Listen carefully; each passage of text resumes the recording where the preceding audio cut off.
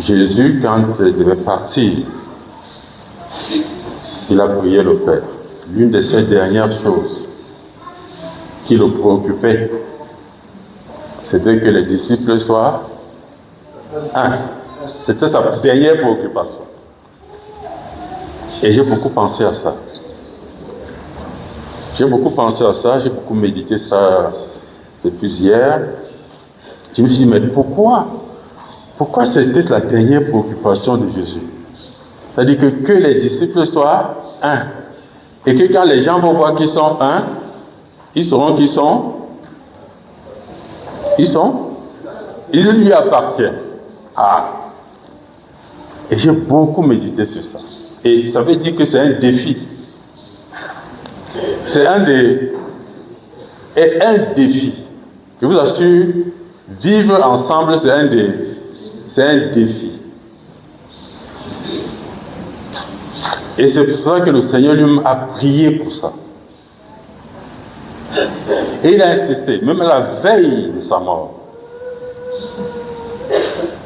Tout un long chapitre, il a parlé de ça. Et on va le lire. Lisons. Et j'ai beaucoup pensé à ça, chers frères.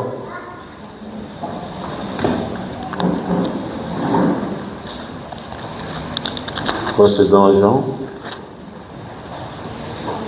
La prière sacerdotale. Voilà, Jean 17. Tu vas m'aider à lire. Un bon lecteur. Oui, vas-y. On va commencer. Oui. Après avoir ainsi parlé, Jésus leva les yeux au ciel et dit, Père, l'heure est venue, glorifie ton Fils, afin que ton Fils te glorifie, selon ce que tu lui as donné. Selon que tu lui as donné. Selon que tu lui as donné pouvoir sur toute chair.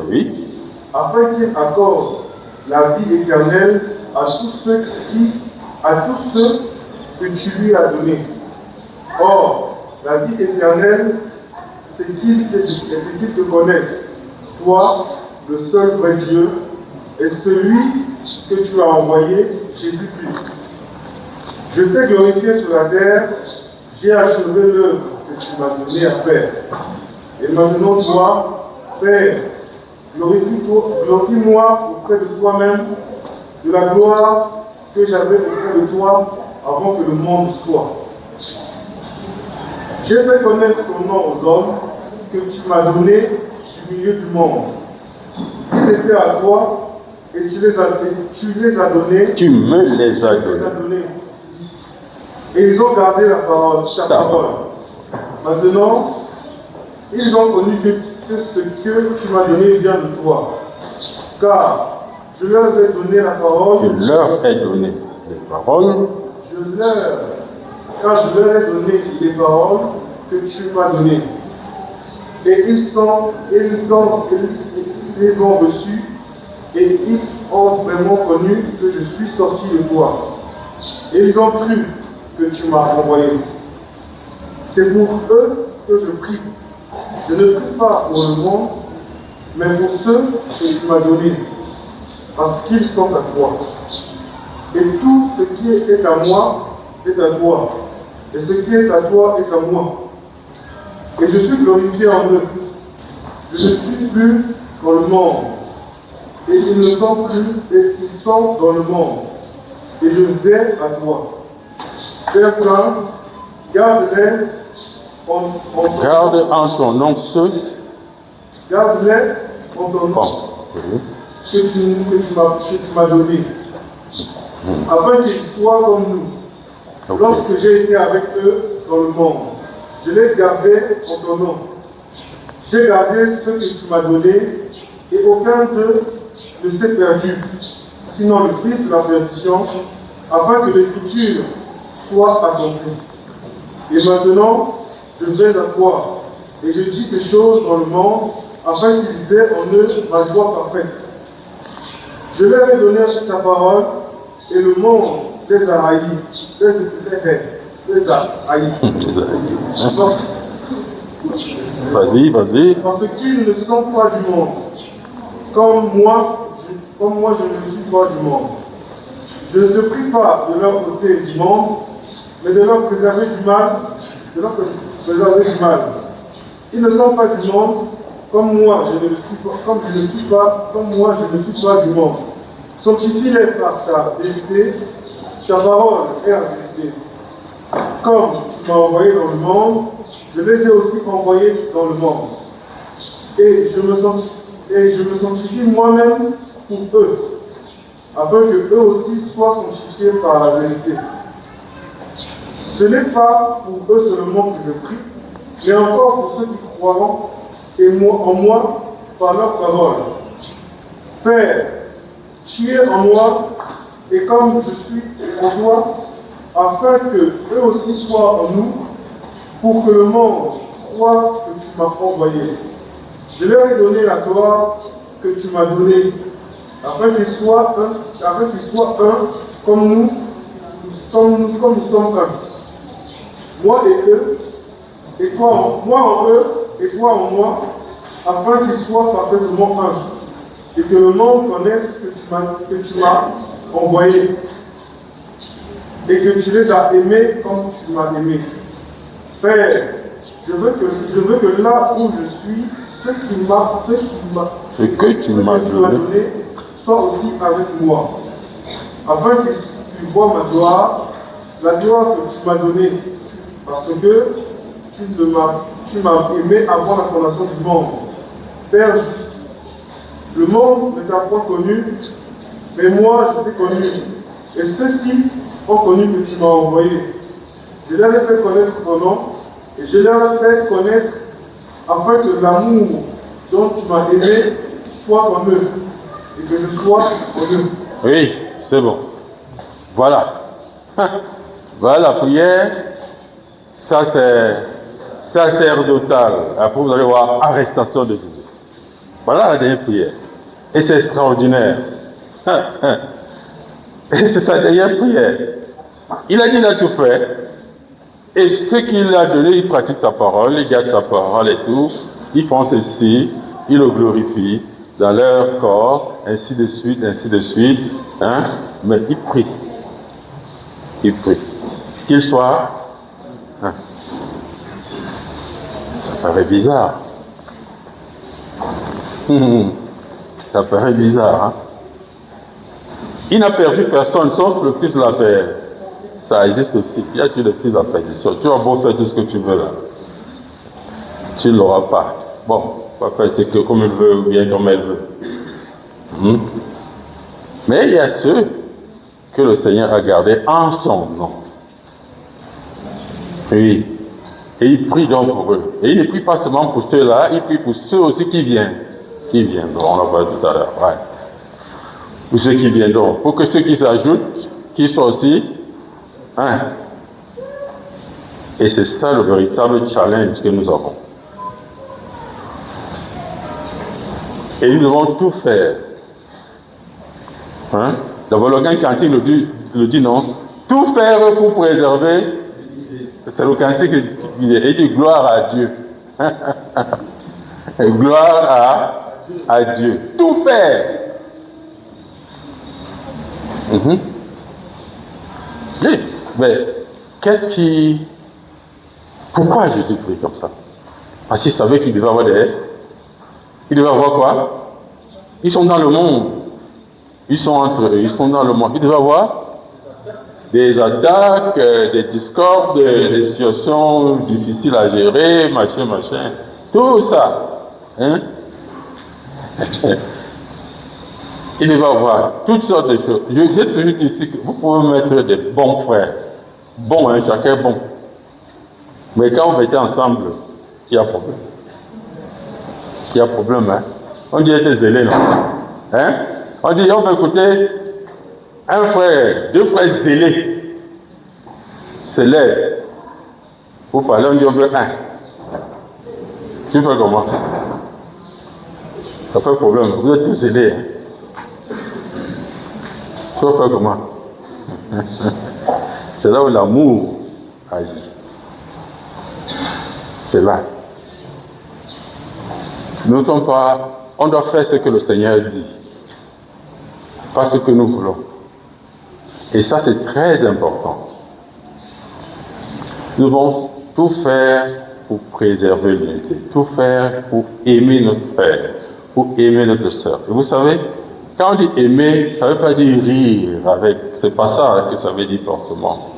Ça ne veut pas dire lui faire plaisir. Ça ne veut pas dire ça. Vous comprenez ça? C'est pas ce que ça veut dire. Ça veut dire souffrir pour donner la vie. Me sacrifier pour donner la vie à mon frère.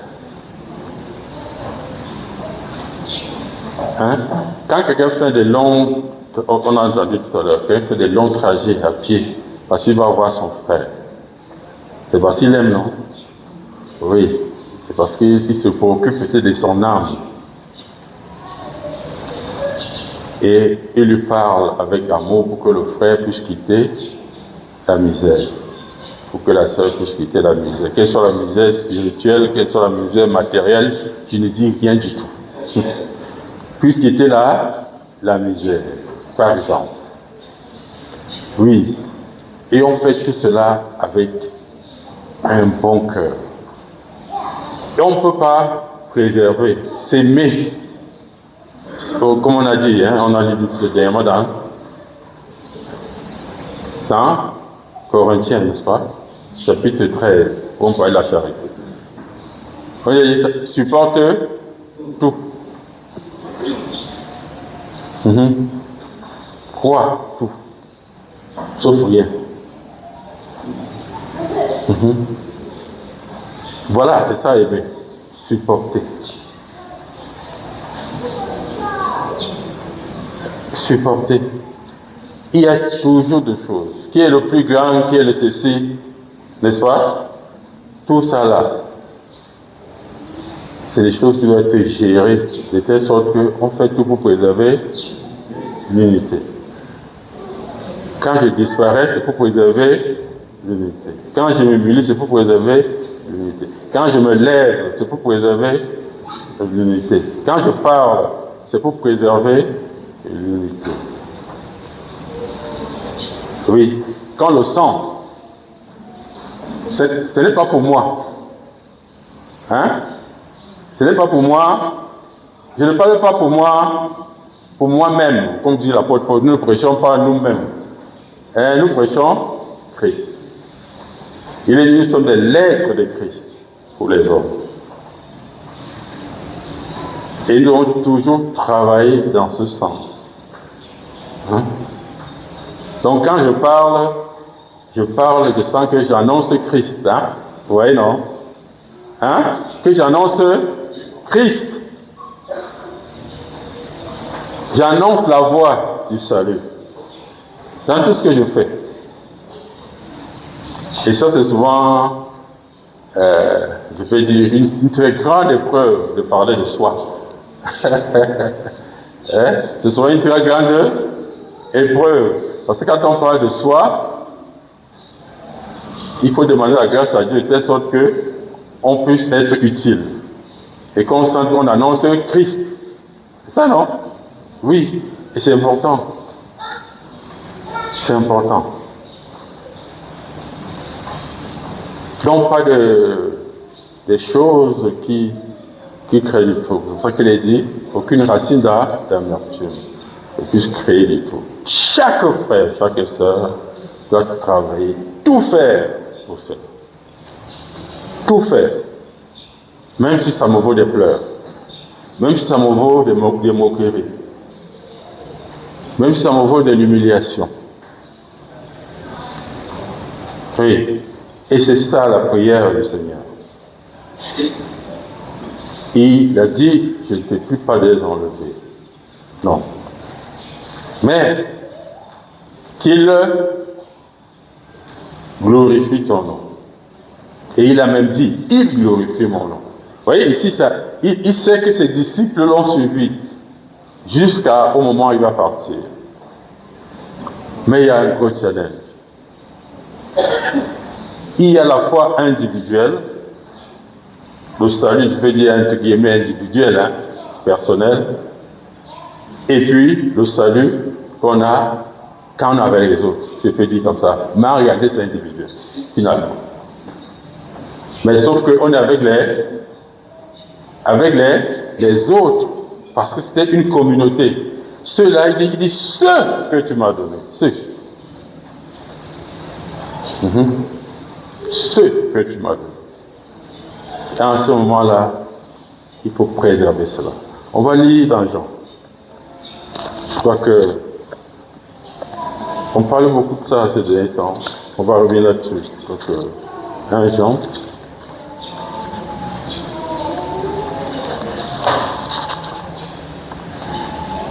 C'est important.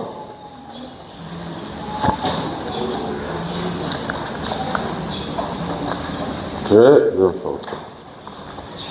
1 Jean, chapitre 4.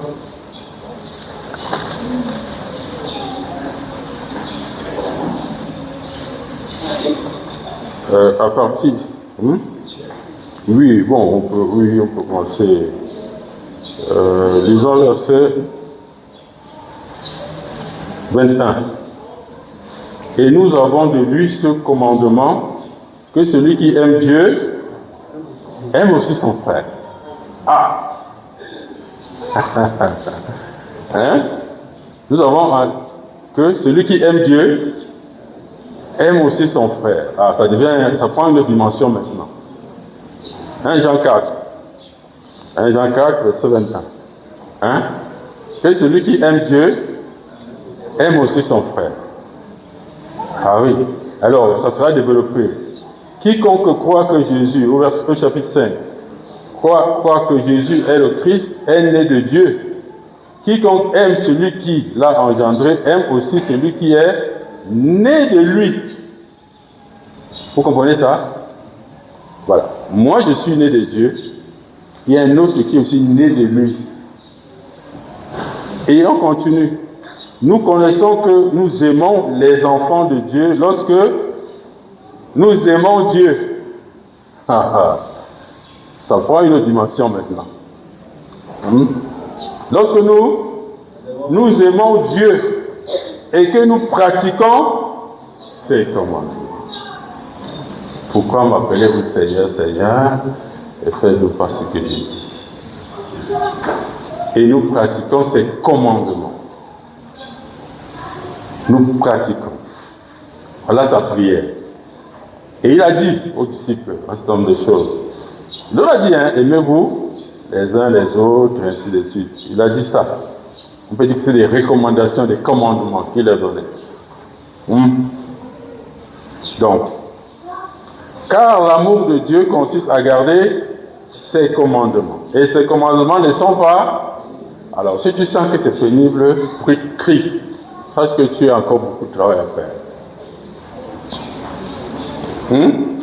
Parce que tu as beaucoup de travail à faire. De toute façon, on passe par là. Parce qu'il n'y a rien de bon qui habite notre chair. Il n'y a rien de bon.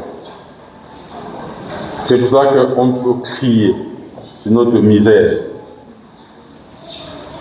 Crier sur notre méchanceté. Crier sur notre orgueil. Pleurer sur notre suffisance. Oui. Et je vous fais remarquer ici que c'est des hommes qui sont nés de Dieu. Vous avez vu ce qu'on a lu au début, hein? Je relis. Quiconque croit que Jésus est le Christ est né de Dieu. Et quiconque aime celui qui l'a engendré, aime aussi celui qui est né de lui. Vous comprenez ça? Et nous croyons tous ici que Jésus est Christ, non? En tout cas, nous sommes frères. Je disais l'autre jour que nous cheminons. Hein? Chacun, nous allons vers Jérusalem, n'est-ce pas? Ou bien vers Canaan. Hein? En marche. Chacun, on peut dire, entre guillemets, à son rythme. Mais nous allons.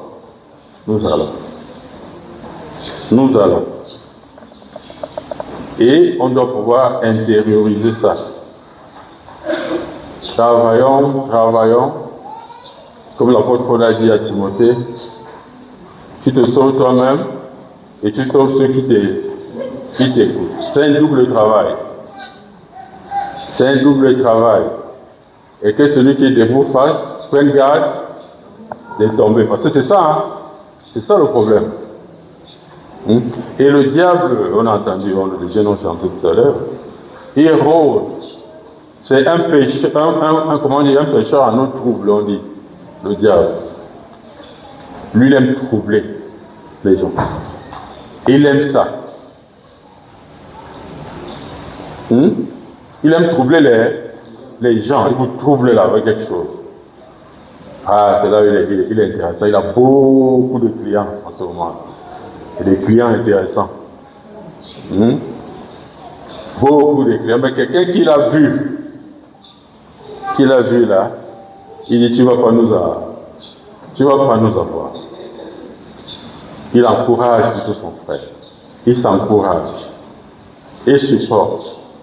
On ne supporte pas, il faut bien comprendre qu'on ne supporte pas le mal dans le sens de le soutenir.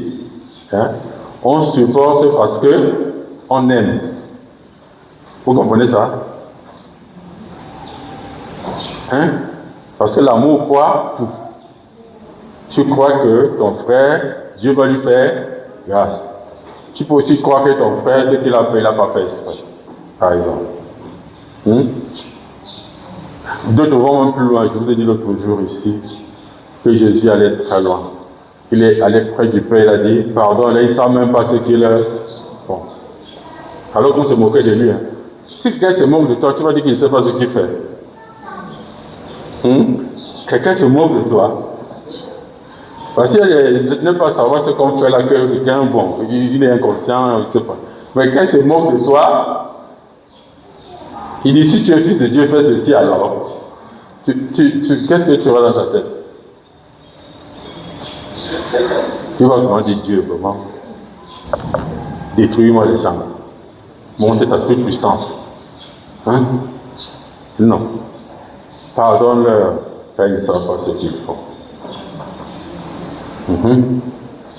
Et là où nous avons lu, là, il a dit, il a fait quoi, le Seigneur?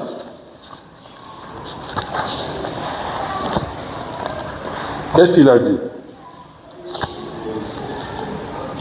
Qu'il a fait tout ce que Dieu lui a demandé de faire. Il a accompli sa mission, de faire un peuple qui le craint, des hommes qui l'ont suivi, ainsi de suite, ainsi de suite, ainsi de suite. Mais cette œuvre-là risquait d'être détruite s'il ne restait pas dans cet amour-là. Un amour qui aime la vérité. Un amour qui aime que le frère me fasse le mal. Un amour qui dit, si le juste me frappe, c'est une faveur. C'est ça l'amour. Le juste me frappe, c'est une faveur. Parce que nous nous considérons tous comme justes, n'est-ce pas? Les enfants de Dieu, non? Frères et sœurs, les disciples du Seigneur. Les disciples du Seigneur. Voilà. Donc, on ne peut pas dire qu'on aime Dieu si on n'aime pas son frère. C'est ce que ça veut dire. Et celui qui aime Dieu, automatiquement, il aime son frère. Et il faut bien comprendre ça. C'est pour ça qu'il dit tout à l'heure, quand le juste me frappe, c'est une faveur. Et ça, nous l'apprenons de Dieu. Il dit, comme tu m'as aimé. Le Seigneur a aimé comme. Et si vous lisez là, un peu plus loin, vous allez voir, il a dit à Pierre, tu ne peux pas me suivre maintenant. Il y a ceux qui peuvent comprendre, ouais, le Seigneur était conscient des limites de ce qu'il a fait. Il savait. Il a même prédit à Pierre que vois ton zèle là, je sais ce qui va arriver. Mais c'est sur toi que je vais bâtir l'église. Vous voyez la foi que le Seigneur avait. Vous voyez la foi. Ah, ben, si c'est toi, tu sais que tu es là, il dit là, mais il va se passer mal. Oh, mets-toi à côté. C'était un homme de foi, le Seigneur. Pierre était zélé. Il était comment? Et il le disait de tout cœur. Il dit, mais quel est cet endroit où tu peux aller que je ne peux pas te suivre? J'espère que c'est comme ça que nous sommes ici, non? Nous sommes sincères, hein? Ah oui, je crois que nous sommes sincères. Chacun veut suivre le Seigneur, jamais au monde, rien ne peut, machin. Hein? C'est ça. Mais Pierre ne comprenait pas encore. Et il y a beaucoup de situations comme ça. On peut être en avance par rapport aux uns aux autres, en guillemets. Hein? Mais ayons aussi cette foi-là. Hein? Il est dit, sur le chemin, il y a quoi? Les pas hésitants. Il y a des pas hésitants sur le chemin. Tous ces gens-là sont sur le chemin. Il y en a qui peuvent s'engager, après, quelque chose arrive, ça ne se passe pas plutôt bien. Mais on est toujours sur le chemin. Cela ne veut pas dire que Dieu ne va pas bâtir l'Église. C'est-à-dire que tu ne seras pas un instrument que Dieu va utiliser. Pourvu que, il y a quelque chose que je vous ai dit tout à l'heure, qui a caractérisé Pierre, c'est quoi? Cela montre justement sa disposition. C'est qu'il pleura amèrement.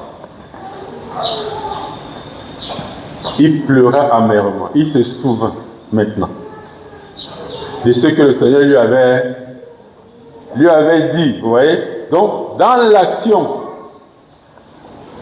à un moment donné, on peut se souvenir, ou bien on peut constater, tout simplement. Mais je dis encore, Pierre était sincère. Ce n'est pas les choses qu'on calcule. Ce n'est pas les calculs. Il ne faut pas commencer à dire, oui, Pierre, n'est-ce pas que frère était un frère, il est tombé. Alors, tu connais dans ta tête qu'il ne faut pas faire quelque chose, mais tu le fais quand même. Vous voyez? Pierre ne comprenait pas, mais il a compris. Il se souvient maintenant. Il y a des situations comme ça où c'est après coup qu'on se souvient de ce qu'il fallait faire. Qu'on regrette ce qu'on a fait. Oui. Et nous avons ce genre de personnes aussi. Nous qui sommes, nous côtoyons, nous pouvons avoir aussi la foi, voyant que Dieu peut transformer mon frère. Et surtout, être utile pour la fraternité. Alors, ayant cette foi-là, je le comble de mon amour. Je prie pour lui, n'est-ce pas? Je prie pour lui pour que ça lui réussisse. Pierre, Jésus a prié, hein? Et il a dit, hein? Il a dit, j'ai prié pour toi. J'ai prié pour toi. Ah, mais c'est merveilleux, ça. Vous vous rendez compte d'une fois qu'il a dit, j'ai dit quelque chose, mais j'ai prié pour toi. Quel amour! Oui, chers frères, j'ai voulu parler de ça.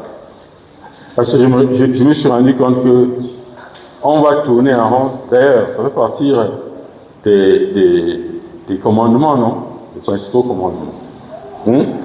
Partons là où on a lu. Allons-y dans Jean, chapitre 16. Revenons là, on va dire quelque chose, rapidement. Je vais terminer.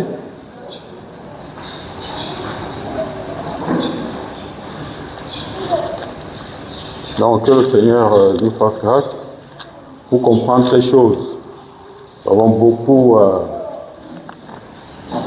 apprendre.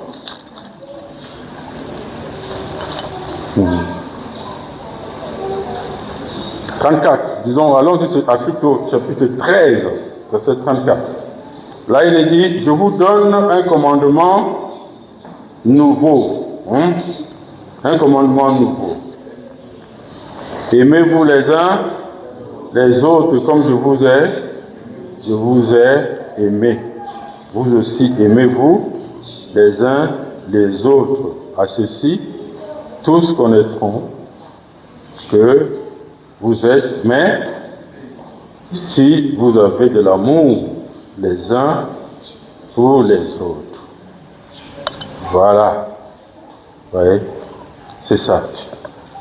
Et on lui a demandé quelque part quel est le plus grand commandement. Si tu aimeras ton Dieu de tout ton toute ta pensée. Et il y avait un autre qui était, c'était lequel? Ton prochain comme toi-même. Voilà. Ça, je m'arrête là. Le plus grand. C'est-à-dire que tu aimeras ton prochain comme toi-même. Comment toi tu t'aimes? Ça, c'est la question. Lorsque tu répondras à cette question, on va comprendre la dimension à laquelle nous devons travailler. Ouais. Tu aimeras ton prochain comme toi-même. Et vous vous rendez donc compte qu'un frère qui est spirituel aimerait que l'autre soit spirituel, non? Et c'est normal. C'est normal qu'il t'entraîne vers on peut dire la spiritualité. Et un frère qui est sérieux, c'est normal qu'il t'entraîne vers ce qui est sérieux. Ne va pas dire, ah, qui est, ne me juge pas. Non, ne dis pas ça. Il t'aime.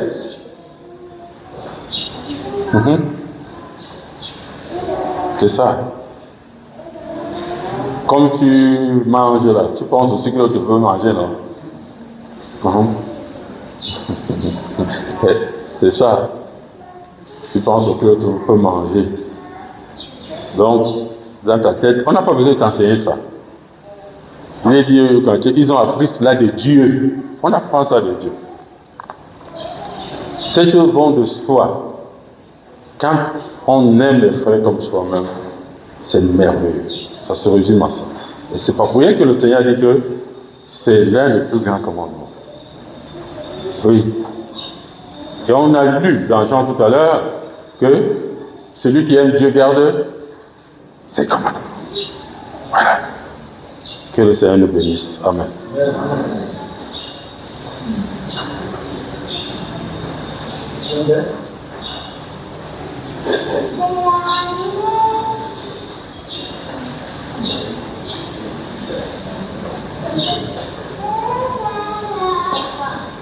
Je suis reconnaissant pour le message de ce matin.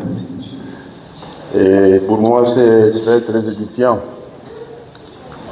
Très édifiant. Quand on parle d'unité, comme on parle d'unité dans la différence. Unité.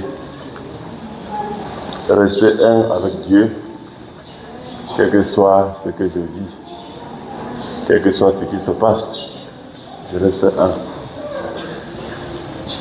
Je ne fais pas comme l'autre. Ça me parle beaucoup dans le cœur. Et là, le frère d'abord commencé à lire dans le livre de Jean, chapitre 17, où il dit, « Lorsque j'étais avec eux dans le monde, je les ai gardés en ton nom. J'ai gardé ceux que tu m'as donnés, et aucun d'eux ne s'est perdu, sinon le fils de perdition, afin que l'écriture fût accomplie. » Ouais, ils étaient ensemble, il avait ses disciples. Qu'est-ce qu'il n'a pas fait? Il a tout fait pour les garder, pour les instruire, pour les encadrer. Mais il y avait toujours un traître qui regardait toujours ailleurs. Et nous avons vu quand, au moment de l'arrestation, voyez ce qu'il a, son attitude envers Judas. Il appelle mon ami. Il appelle mon ami. Alors qu'il a tout fait. Pendant 3 ans et demi, il a tout fait pour le transmettre. Il parlait aux autres en parabole et il retirait ses disciples à part pour leur expliquer, qu'ils comprennent le mystère du royaume. Mais il y avait un traître au milieu d'eux. Mais ça n'a pas empêché que l'œuvre évolue. Ça n'a pas été une occasion pour Jésus de le frustrer, ou bien de le juger, ou de le condamner, ou même de le rejeter. Pas du tout. Pas du tout. Et c'est comme ça que ça peut arriver Dans l'assemblée, on est là. Quand on parle de l'unité, on peut se rassembler, on croit que c'est ça l'unité. On peut croire que c'est ça l'unité. Mais je crois que, comme dit un cantique, sont unis.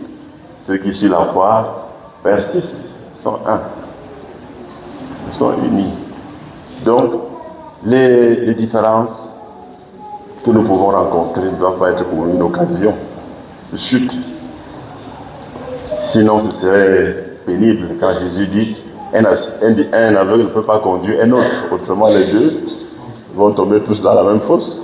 Donc, si je ne suis pas un aveugle, il faut que je prouve que je ne suis pas un aveugle. Que je ne dois pas me laisser entraîner.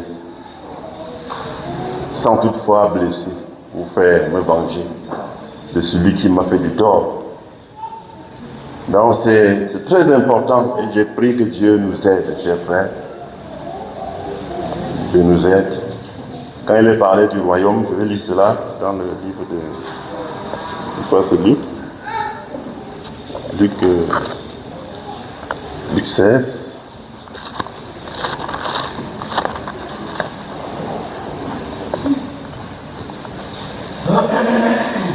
Luc.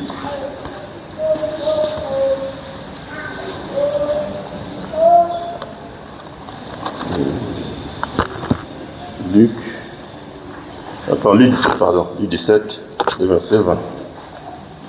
Les pharisiens demandèrent à Jésus, Luc 17, verset 20, à partir du verset 20. Les pharisiens demandèrent à Jésus quand viendra le royaume de Dieu. Et il leur répondit, le royaume de Dieu ne vient pas de manière à frapper les regards. On ne dira point, il est ici, ou il est là, car voici le royaume de Dieu est au milieu de vous. Donc, quand on parle du royaume des cieux ou bien du royaume de Dieu, c'est la même chose. Ce n'est pas un endroit. Ce n'est pas loin en haut dans les cieux, ou bien très en bas, en profondeur. Le Seigneur dit, ce n'est pas là-bas, ce n'est pas ici. Et il dit à ses disciples, le royaume de Dieu est au milieu de vous. Vous voyez, c'est un mystère, le royaume de Dieu. C'est un mystère, le royaume de Dieu. Lorsque nous écoutons la parole, comme nous écoutons ce matin, et que nous croyons, et qu'on se répand, on se répand, on obéit à la parole de Dieu.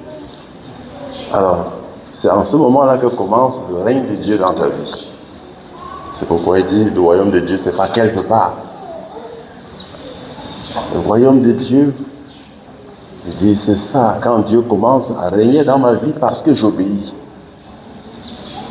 Parce que j'obéis. J'ai écouté, la parole de Dieu m'a montré ma misère, je me répands. Je me répands et je dis, Seigneur, aide-moi à changer. Le royaume de Dieu commence dans ma vie. Et s'il y a 1, 2, 3 frères qui vivent de cette manière, que Dieu domine dans leur vie. Je vois le frère Jean par exemple, Jésus, Dieu domine dans sa vie, Dieu règne dans ma vie, règne dans sa vie, on peut être un. Parce qu'on obéit. Parce qu'on travaille. On obéit. Le royaume de Dieu, c'est ça. Ça commence quand je commence à obéir à la parole de Dieu. Je peux être assis alors que je ne suis pas dans ce monde. C'est pas ici le royaume de Dieu parce qu'on est dans cette salle. Non, le royaume de Dieu, c'est le règne de Dieu dans ma vie. Et Dieu règne dans ma vie parce que j'obéis à sa parole. Parce que j'obéis, je change au fur et à mesure.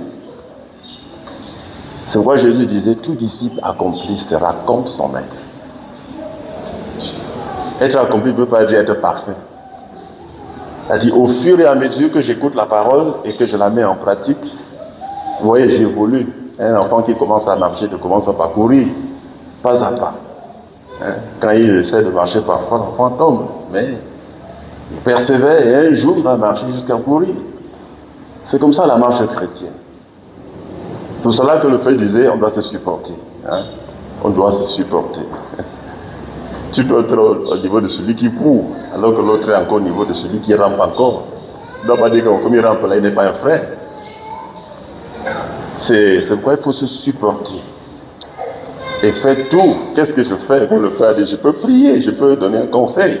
Et quand Jésus dit, quand tu laisses la poutre dans ton œil, mais tu veux enlever la paille. C'est-à-dire le plus petit défaut que tu... Parce qu'on est très... L'homme est comme ça. On remarque facilement le petit défaut chez l'autre. Très facilement.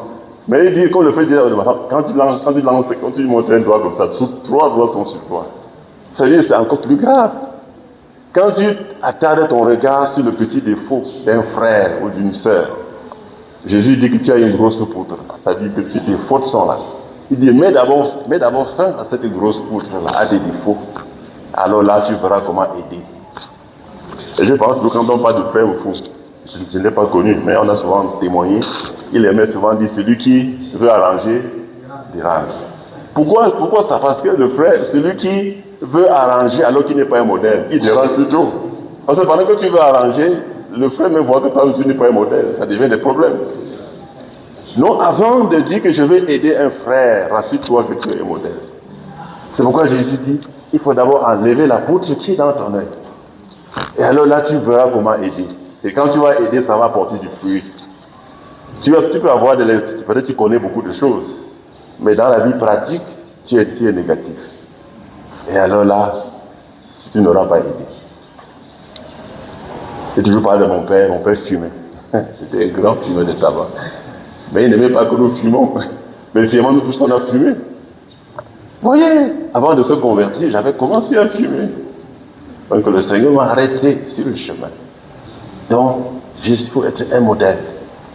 Je suis un parent, comme le matin on disait aux enfants, que nos conducteurs, les parents qui sont des conducteurs doivent être des modèles. Sinon, tu ne vas pas sauver ton enfant.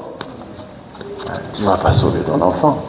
Ils connaissent, on écoute tous le même message. Ils sont là assis, mais ils connaissent ce qui est bien, ils connaissent ce qui est mauvais. Quand papa fait ce qui est mauvais, l'enfant connaît. Même s'il n'a pas la force, le pouvoir de dire, mais il sait dans son cœur que papa a mal fait. Maman a mal fonctionné. Il me dit de ne pas faire ceci, mais si il me fait ça, elle ne fait pas, il ne fait pas. Les conducteurs. C'est très important quand j'écoute ce message et je prie pour ma part que Dieu m'aide. Il est de chacun de nous. Entrons dans ce royaume qui n'est pas quelque part, mais le règne de Dieu dans nos vies. Et Dieu règne en nous parce que je prends à cœur de vivre la vie de sa parole. Et alors là, je serai comme Jésus. Parce que c'est un processus. Nous travaillons, nous grandissons chaque jour. C'est pourquoi on encourage de participer aux réunions. Dieu nous enseigne, on donne des conseils, les frères sont expérimentés, il y a des révélations. Tout ça pourquoi? Pour qu'on puisse, le processus continue. Et on sera comme le maître. L'élève ne peut pas dire qu'il connaît plus que son enseignant. Un enseignant, un élève qui écoute les cours, qui garde les cours, qui étudie, finira par être comme son enseignant. Il y a parfois des gens qui témoignent que il est encore en fonction, mais il y a des élèves, des enfants qu'il a encadrés, qui sont déjà aussi des enseignants. Et ça lui fait plaisir. Même plus que son enseignant. Vous voyez, c'est ça. Donc si nous écoutons les conseils des frères, les instructions de la parole de Dieu, nous serons comme Jésus. Parce qu'il a dit, je suis le chemin. Dans Matthieu, il dit, suivez mes instructions. Ceux qui ne suivent pas persistent sont ceux qui suivent les instructions. Et quand nous suivons les instructions, nous serons comme le maître. Nous serons comme lui. C'est pourquoi j'ai dit, quand il dit tout disciple accompli, ce n'est pas celui qui est parfait. Hein. C'est celui qui est en train d'apprendre et qui évolue dans l'apprentissage. On a commencé au jardin, on va aussi au CP, au fur et à mesure, on acquiert la connaissance. Après le cours moins 2, on part en 6e, on peut faire 2 pour les docteurs, les agrégatoires, les agrégés, ainsi de suite. Ouais, c'est de niveau en niveau. C'est de niveau en niveau. Donc je bénis Dieu pour ce que j'ai écouté et ça me fortifie. J'ai des responsabilités dans ma famille. être un modèle. Encourager, que ma vie encourage les frères. Que ma vie encourage les jeunes, la jeunesse. Que ma vie encourage, oui, comme dit le frère, le souci de Dieu, c'est qu'on soit un avec Dieu, avec son esprit, qu'on soit un. Oui, même s'il y a ceux qui ne comprennent pas, ça n'a pas fait problème. Pourquoi la division? Parce que les gens n'ont pas compris ce message. Divise, non. Comme ce n'est pas entendu ici, on ne peut plus fonctionner ensemble. Et on multiplie les groupes. On crée les groupes de gauche à droite. Mais si on a compris le message que nous avons écouté, nous avons entendu ce matin, il n'y aura pas de choses comme ça. On comprend que sur le point qu'on ne s'entend pas, on remet à Dieu. On laisse, Dieu va éclairer chacun. Donc il va travailler pour encourager, pour toujours encourager. Que les frères, les jeunes me voient vivre et ils sont encouragés. Que dans ma famille, ma façon de vivre, que les gens de ma famille soient encouragés. Même s'ils ne sont pas avec moi, un jour. Même si dans mon quartier, oui, il y a beaucoup de choses qui se passent, il faut que ma vie parle dans les cœurs. Oui, ma vie parle dans les cœurs. Et quand la lampe est allumée, alors on sait qu'elle est allumée. Elle brille, les gens voient que la lampe brille. Tu ne peux pas dire que la lampe brille, mais si la lampe brille, tout le monde voit que ça brille. Et l'ampoule qui est éteinte, on voit que tout le monde sait que l'ampoule est éteinte. Donc je bénis Dieu et je suis reconnaissant pour le frère, pour tout ce que je reçois dans l'assemblée et qui me fait avancer. Ma prière, c'est que Dieu nous aide tous à travailler pour avancer. Et nous serons comme Christ. Que Dieu soit loué. Amen. Amen.